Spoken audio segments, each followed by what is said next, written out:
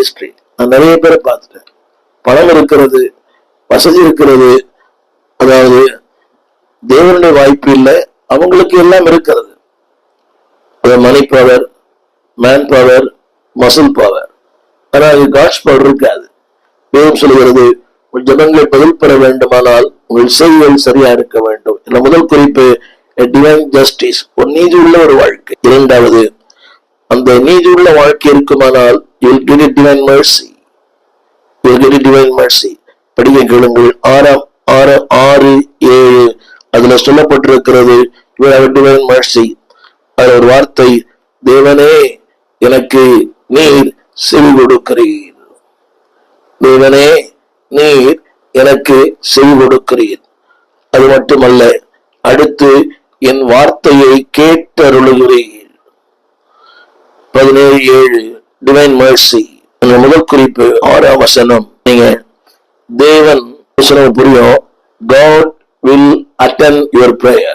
The mercy of God will attend your prayer. தேவனே உங்க ஜபத்துக்கு பதில் தருவார். 6ஆம் வசனத்தை படிக்கிறேன். அதாவது, நான் கெஞ்சுகிறேன், எனக்கு செவி கொடுக்கிறேன். எத்தனை நிச்சயம், எத்தனை உறுதி, எத்தனை ஸ்திரத்தன்மை. It is not a weak prayer. இது ஒரு மந்தமான ஜபம் அல்ல. அந்த வார்த்தை சொல்கிறேன், நோக்கி கெஞ்சுகிறேன், எனக்கு செவி கொடுக்கிறீர், உங்களுடைய செவியை சாக்கிறீர், என் வார்த்தையை கேட்கிறீர்.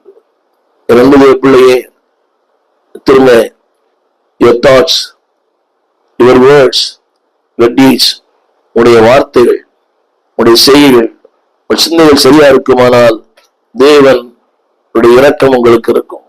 ஜபங்கள் கேட்கப்படும். அது மட்டுமல்ல, 7ஆம் வசனத்திலே God will reveal His mercy in your life.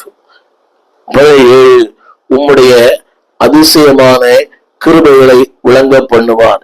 முதல் குறிப்பு என்னவென்றால், ஜபங்களுக்கு பதிலளிப்பார். இரண்டாவது, கிருபைகளை விளங்க பண்ணுவார். ஆங்கிலத்தில் இந்த வார்த்தை the mercy of God will reveal. தேவனுடைய கிருபை வெளிப்படுத்தப்படும். இந்த கிருபை என்பது, கிருபைக்குள்ள எல்லாமே இருக்குது. ஐஸ்வர்யம், ஆசீர்வாதம், மேன்மை, உயர்வு, அந்தஸ்து எல்லாமே இந்த கிருபைக்குள்ள இருக்கிறது. God will reveal His mercy in your life. அது மட்டுமல்ல, அன்பானவர்களே, உள் ஜனங்கள் நீதியா இருக்குமானால் நீங்கள் நிச்சயம் பாதுகாக்கப்படுவீர்கள். The protection of God. முதல்ல the utterance of God. தேவன் ஜபத்துக்கு பதில் தருவார். இரண்டாவது, the reveal of God. தேவன் உங்களுக்கு கிருபைகளை வெளிப்படுத்தி கொண்டே இருப்பார்.